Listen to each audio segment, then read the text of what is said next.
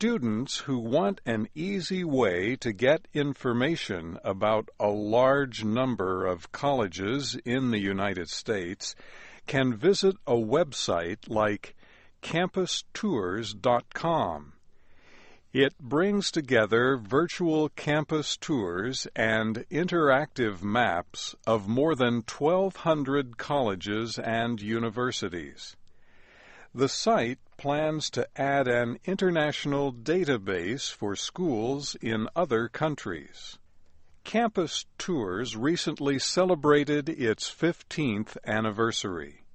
The president of the company, Chris Carson, was one of the people who started the site. He says more than 120,000 foreign students use the site each year. They make up more than 15% of the traffic on the site. The virtual tours allow students to get a sense of how a college looks.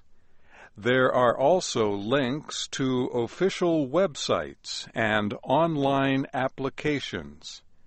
And there are details like price, number of students, admission requirements, and sports programs. But Chris Carson says students should never depend on a third-party website like Campus Tours to choose a college. He advises parents and students to contact a school directly. If they plan to visit, they should call the school and talk about the visit and where to stay locally.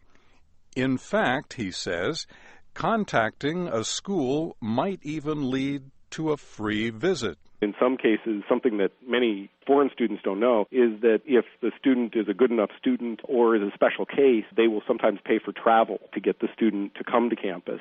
And that's a little-known fact. He says showing real interest in a school can increase the chances of being admitted. One thing in the United States is that they often use something called demonstrated interest as a factor in your admissions. And demonstrated interest involves the number of times that you actually contact the institution. And they write all this down in your file, believe it or not. And if you've actually participated with them and engaged them in a conversation about the institution, they're actually more likely to offer you admission to the institution.